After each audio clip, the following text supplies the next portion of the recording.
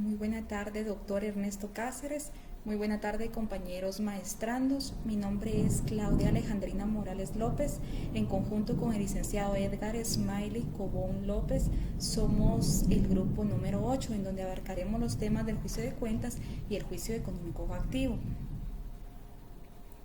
Empezando con el juicio de cuentas, que el juicio de cuentas es un procedimiento que tiene por objeto analizar si se ha producido un perjuicio al erario público en cuestión económica, estableciendo en su caso las correspondientes responsabilidades y sanciones que ello haya causado.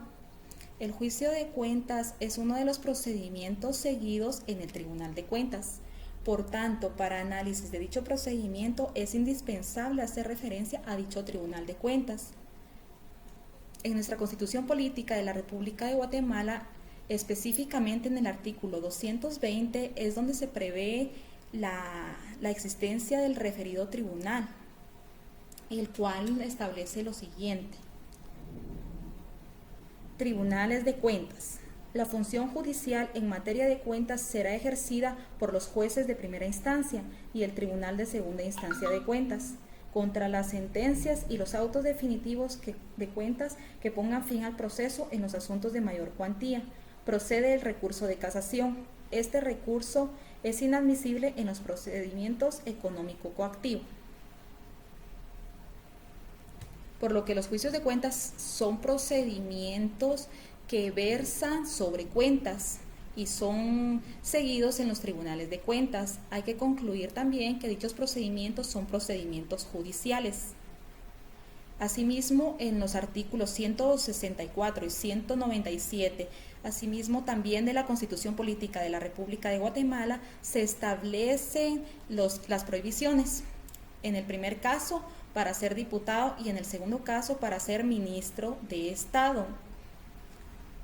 A quienes, habiendo sido condenados en juicio de cuentas, no hubieran solventado sus responsabilidades. En cuanto al régimen jurídico, el procedimiento del juicio de cuentas parte de los pliegos de reparos definitivos formulados estos por la Contraloría de Cuentas. Dichos pliegos contienen los reparos hechos a una determinada cuenta que no ha sido posiblemente desvanecer.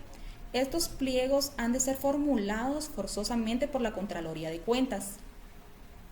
Y es esta quien tiene la obligación de enviarlos al Tribunal de Cuentas para que se ejecute o se pueda iniciar el respectivo juicio de cuentas. La jurisdicción contable es a partir de dos instancias. La primera son los jueces de primer grado y la segunda los jueces de segundo grado. También se prevé la posibilidad de interponer recurso de casación cuando el imputado no sea funcionario o empleado público. El juez de primer grado, una vez haya recibido los autos, ha de dar audiencia a los interesados por un plazo de 15 días, entregándoles literal la copia del pliego de reparos. Seguidamente se puede iniciar un periodo de prueba que puede ser hasta de 60 días. Finalizando este periodo de prueba, el juez de primera instancia ha de dictar sentencia. Ante las sentencias dictadas por los jueces de primer grado, pueden interponerse diversos recursos como revocación, revisión, ampliación y también el recurso de apelación. Este último es conocido y tiene que ser resuelto por el Tribunal de Segunda Instancia. De acuerdo con el artículo 82 de la Ley Orgánica de Tribunal y Contraloría de Cuentas, todas las sentencias condenatorias del Tribunal de Cuentas han de ser ejecutadas por el procedimiento económico coactivo. Vemos también que se pone de manifiesto la estrecha vinculación entre la actividad judicial llevada a cabo por el Tribunal de Cuentas mediante el juicio de cuentas y la actividad fiscalizadora a través de la Contraloría de Cuentas. Pero a raíz de lo anterior se da una problemática derivada de tal vinculación de la actuación jurisdiccional y la actuación fiscalizadora. Aunque ambas funciones tienen por objeto los fondos públicos, por lo que la actividad del Tribunal de Cuentas de la Contraloría menciona dichos fondos es distinta. La función judicial es una expresión del Poder Judicial y la función fiscalizadora es potestad del control del Poder Legislativo sobre el Poder Ejecutivo, que se materializa a través de un órgano especializado en temas de gestión económico-financiera en el sector público. Se establece fuerte vínculo de dependencia en la identidad del Tribunal de Cuentas respecto a la actividad de la Contraloría de Cuentas.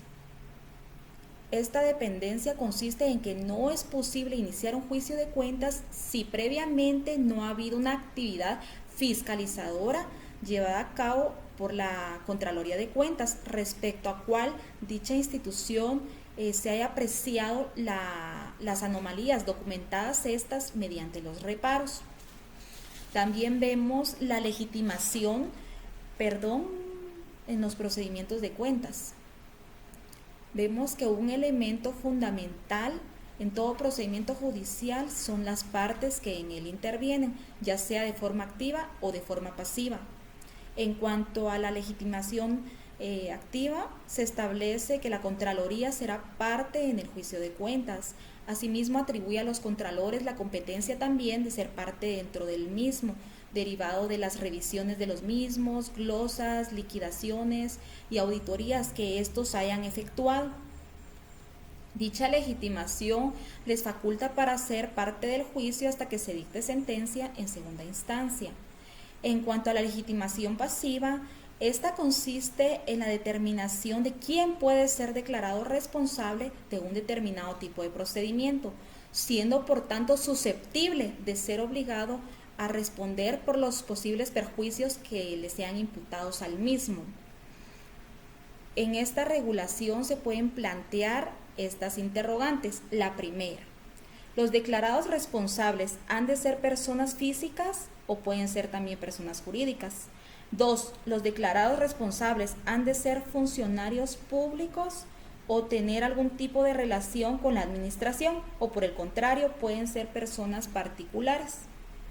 Bueno, pues en cuanto a la primera interrogante, la Ley Orgánica de Tribunales y Contraloría de Cuentas establece y es clara, se desprende de ella, que las personas físicas están sometidas a la jurisdicción contable, y en cuanto a las personas jurídicas también están sometidas a la jurisdicción del Tribunal de Cuentas, por medio de las oficinas que están sujetas a la fiscalización por la Contraloría de Cuentas. Entonces, preveemos que pueden tratarse tanto de personas individuales como de personas jurídicas. En cuanto a la segunda interrogante, no es necesario que sea funcionario o empleado público para ser parte dentro del procedimiento de juicios de cuentas. Por último, haré mención a la finalidad de los juicios de cuentas. En el artículo 220 de nuestra Constitución Política de la República de Guatemala, como hacíamos mención anteriormente, se prevé la existencia de una función judicial en materia de cuentas, pero en el texto constitucional no se especifica en qué consiste esta función judicial.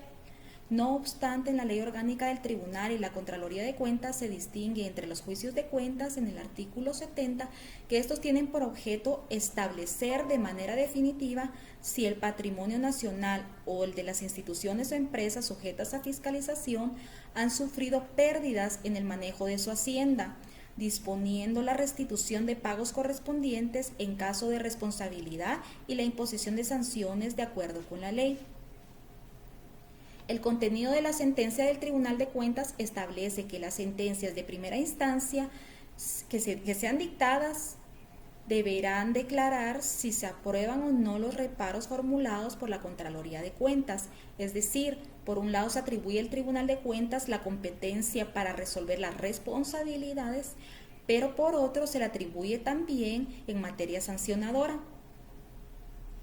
Esto implica mezclar pronunciamientos que quedan mucho más cercanos a lo que sería una modalidad de responsabilidad civil, donde el perjudicado sería el sector público. En otros pronunciamientos más cercanos, el derecho sancionador, ya sea en su vertiente penal o en su vertiente administrativa.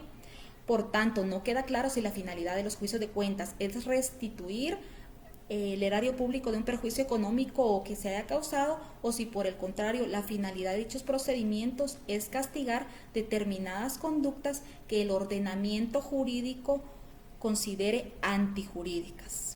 Muy buen día, doctor Cáceres, compañeros abogados. Continuando con la exposición que nos atañe el día de hoy, me concierne explicarles acerca de lo que es el proceso económico coactivo. Este procedimiento lo encontramos regulado en la Ley Orgánica del Tribunal y Contraloría de Cuentas, aprobado mediante decreto número 1126 del Congreso de la República de Guatemala, el cual prevé un único procedimiento de ejecución para la administración, el cual es el proceso económico coactivo. Así también en materia tributaria, Guatemala promulgó el Código Tributario, en el que se encuentra un procedimiento de ejecución que también se denomina económico coactivo. Para establecer si la naturaleza de estos dos procedimientos es judicial o administrativa, podemos utilizar como criterio de referencia el tipo de órganos que tienen encomendado su tramitación y en última instancia su resolución. En ese sentido, de ambas normas se desprende la naturaleza judicial de los procedimientos económico-coactivos, dado que dichos procedimientos se encomiendan a órganos que tienen carácter judicial, integrados en la estructura judicial de Guatemala a través del Tribunal de Cuentas. La finalidad de ambos procedimientos económico-coactivos es básicamente la misma, que es conseguir el cobro de cantidades económicas adeudadas al sector público, utilizando estos procedimientos ejecutivos, y la diferencia básica entre ambos procedimientos es el origen de las deudas que se pretenden hacer efectivas. En el caso del procedimiento regulado por la Ley del Tribunal y Contraloría de Cuentas, se trata de cualquier deuda contraída en el sector público, mientras que en el proceso regulado por el Código Tributario se circunscribe únicamente a las deudas de carácter tributario. A pesar de que no existe una definición legal general, el proceso económico coactivo se ha conceptualizado como aquel conjunto de actos procedimentales de orden ejecutivo cuyo objeto es obtener el pago de una obligación a favor del Estado. Así también la Ley del Tribunal y Contraloría de Cuentas indica en forma sencilla que el procedimiento económico coactivo tiene como fin exclusivo conocer en los procedimientos para el pago de los adeudos a favor del fisco, las municipalidades, las entidades autónomas y las instituciones descentralizadas. El Código Tributario definió el proceso económico coactivo como un medio por el cual se cobra en forma ejecutiva los adeudos tributarios. Tiene como característica propia la brevedad, oficiosidad y especialidad, siendo esta definición aplicable a aquellos procesos económicos coactivos de naturaleza exclusivamente tributaria. En cuanto al ámbito de aplicación de estos procesos, se dice que al entrar en vigor el Código Tributario se suscitó una controversia relacionada a la aplicación de las normas. Esta controversia contenía dos corrientes fundamentales. La primera, que argumentaba que la totalidad del decreto 1126 del Congreso de la República había sido derogado, puesto que el Código Tributario regulaba en su totalidad el procedimiento económico coactivo, y en especial en el artículo 6 del Código, que otorgaba preeminencia a sus normas sobre las de la Ley Orgánica del Tribunal y Contraloría de Cuentas. Segunda corriente, que se fundamentaba en el artículo 1 del Código Tributario, que define a dicho cuerpo legal como aplicable a aquellas relaciones de carácter jurídico tributario, y por lo tanto argumentaba que la vigencia del Código Tributario no derogaba el decreto 1126, sino que en aplicación del principio de especialidad de las normas lo hacía inaplicable a los procesos tributarios. Actualmente la segunda interpretación ha prevalecido, y en virtud de ello debe entenderse que el referido decreto 1126 debe aplicarse cuando la parte actora sea cualquier ente estatal distinto de aquel encargado de la administración. Por otra parte, tal y como se define en el artículo 1 del Código Tributario, el procedimiento económico coactivo en él regulado debe aplicarse a aquellas obligaciones originarias de tributos establecidos por el Estado. Debido a ello, el concepto de tributo se encuentra definido en el mismo Código Tributario, con lo cual se hace más clara la selección de la norma procedimental aplicable a cada caso. De acuerdo con lo estipulado en el mencionado artículo 1, no es de aplicación directa a las relaciones tributarias, aduaneras y municipales, sino que esta ley es de aplicación supletoria en ambos casos. Todo esto comporta que el procedimiento económico coactivo previsto en la Ley del Tribunal y Contraloría de Cuentas sea aplicable en las relaciones tributarias municipales y aduaneras, ya que este es el procedimiento que resulta de aplicación automática para el cobro de los tributos municipales y aduaneros en la medida ejecutiva. Para establecer características generales del proceso económico coactivo, se dice que este es un proceso judicial de jurisdicción privativa y en consecuencia el ejercicio del mismo compete únicamente a los funcionarios judiciales que la ley determina, con exclusión por consiguiente de los tribunales ordinarios. En este sentido, ambos procesos, tanto el general como el tributario, son conocidos en primera instancia por juzgados denominados juzgados de lo económico coactivo en la ciudad de Guatemala y por juzgados de primera instancia que se designen en los departamentos, mientras que en segunda instancia son conocidos por el Tribunal de Segunda Instancia de Cuentas. Aunque el proceso económico coactivo general no tiene definidas sus características, del contexto de la ley y su aplicación cabe mencionar las siguientes. Primero, debe ser impulsado de oficio y por lo tanto no admite la caducidad de la instancia por abandono de la parte actora y tampoco prevé el desistimiento por parte de la misma. Aunque por lo general la parte actora es siempre el Estado, su regulación permitiría que la acción se promoviera por parte de un particular en contra del Estado. Sin embargo, por el principio de inembargabilidad de las rentas y bienes estatales, hace ineficaz este tipo de ejecución. Por otro lado, admite la aplicación supletoria de las leyes y normas que establece el Código Procesal Civil y Mercantil. Por su parte, el proceso económico tributario sí tiene definidas claramente sus características conforme el artículo 171, las cuales son las siguientes: brevedad, oficiosidad y especialidad, remarcando estas en los siguientes aspectos. Al ser impulsado de oficio, no admite la caducidad de la instancia, ni tampoco se prevé el desistimiento de la parte actora. La parte actora es el Estado, por lo que la acción ejercida por los individuales es inadmisible bajo este proceso. Admite igualmente la aplicación supletoria de normas del Código Procesal Civil y Mercantil.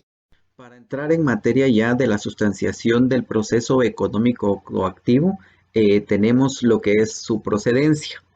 Esta procedencia, en virtud de su naturaleza ejecutiva, se requiere la existencia de una obligación líquida y exigible para la procedencia del mismo. Tanto en la Ley del Tribunal y Contraloría de Cuentas como en el Código Tributario establecen que solamente en virtud de título ejecutivo procederá la ejecución económico coactiva. Para tal fin, la Ley del Tribunal y Contraloría de Cuentas en su artículo 83 enumera aquellos documentos que tienen calidad de título ejecutivo. Esta ley se limita a enumerar los documentos que tienen calidad de título ejecutivo sin establecer los requisitos que los mismos deben cumplir para ser aceptados como tal por el juez, dejando esta función de calificar el título al juzgador. Así también, por su parte, el Código Tributario regula los títulos ejecutivos en su artículo 172. Esta ley, aunado a enumerar los diferentes títulos ejecutivos respectivos, establece los requisitos que deben cumplir los mismos, esto en su artículo 173. En cuanto a la presentación de la demanda, ninguno de los dos cuerpos legales que hemos estado mencionando establece requisitos especiales para la misma que dé inicio a estos procedimientos. Por lo tanto, se hace necesario recurrir supletoriamente a las normas del Código Procesal Civil y Mercantil y de la ley del organismo judicial. En consecuencia, la demanda debe cumplir con los requisitos exigidos a todo escrito inicial, o sea, en el artículo 61 del Código Procesal Civil y Mercantil.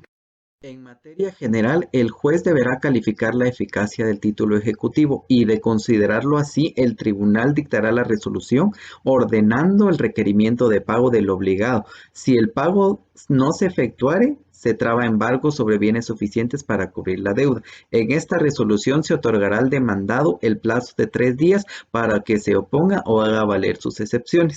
En este proceso se admiten como medidas cautelares el arraigo, el embargo de bienes y la intervención de empresas.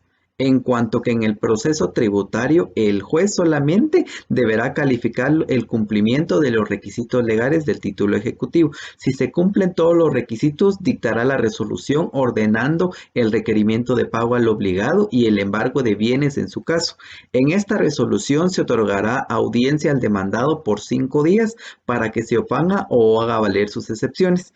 Es muy importante resaltar que en el proceso tributario se admiten todas las medidas cautelares reconocidas en la legislación, a excepción del arraigo que está expresamente prohibido. En cuanto al planteamiento de excepciones y la apertura a prueba, podemos mencionar que el proceso general, si el demandado se opone o interpone excepciones, deberá oírse a la Procuraduría General de la Nación y al ejecutante por un plazo de 5 días. Concluido este término, se abrirá a prueba el proceso por 6 días, a solicitud de parte o si lo considere necesario el juez. Las excepciones de incompetencia, falta de incapacidad legal del ejecutado, personalidad, personería, litispendencia, son resueltas en un pronunciamiento especial y previo. Dentro del proceso del Código Tributario, las excepciones deben ser interpuestas en el mismo documento que contenga la oposición del demandado. Si se interpusieren excepciones, se otorgará a la Administración Tributaria un plazo de 5 días, transcurrido el cual se abrirá a prueba el procedimiento por el plazo de 10 días. Este procedimiento permite que determinadas excepciones sean interpuestas en cualquier estado del proceso, como por ejemplo la excepción de pago, la transacción autorizada mediante un acuerdo gubernativo, el finiquito debidamente otorgado, la prescripción, la caducidad y las nacidas con posterioridad a la contestación de la demanda y que destruyen la eficacia del título. Una vez concluido el término de periodo de prueba en el procedimiento general, el juez deberá dictar la sentencia respectiva. En ella deberá declarar con lugar o sin lugar la demanda planteada y como consecuencia decidir si debe hacerse trance y remate y pago con los bienes embargados. En caso de que fuera procedente, también fijará el momento en el que se realizará el remate o el depósito de los bienes líquidos embargados. Dentro de este procedimiento pueden ser impugnados por medio del recurso de apelación solamente la sentencia, los autos que resuelven las excepciones y el que apruebe la liquidación. El procedimiento de tramitación de apelación es relativamente sencillo. Una vez que se han recibido los autos en la sala respectiva, esta deberá señalar día para la realización de la vista dentro de un plazo no mayor de 15 días. La sentencia de segunda instancia deberá dictarse dentro de los siguientes 8 días. El artículo 220 de la Constitución, como ya mencionamos, califica como inadmisible el recurso de casación en ambos tipos de proceso. Por su parte, en el proceso de carácter tributario, el juez deberá pronunciarse al finalizar el periodo de prueba. En esta resolución, el juez deberá resolver la oposición y las excepciones, así como si se procediere el trance y remate de bienes embargados o el pago de la deuda tributaria. Después de la anterior exposición sobre la tramitación de los dos procedimientos económico-coactivos, se pone de manifiesto que ambos son prácticamente idénticos, su regulación es muy similar y los órganos responsables de su tramitación son los mismos y finalmente persiguen un mismo objetivo, consistente en el cobro utilizando métodos ejecutivos de cantidades adeudadas al erario público, siendo la diferencia realmente sustantiva entre ambos procedimientos el origen de las deudas perseguidas. Es todo en cuanto podemos explicar un poquito acerca de estos temas, esperando compañeros que nos haya servido para refrescar un poco nuestras mentes, agradeciendo al doctor Cáceres y a ustedes compañeros la atención que prestaron a este video. Muchas gracias.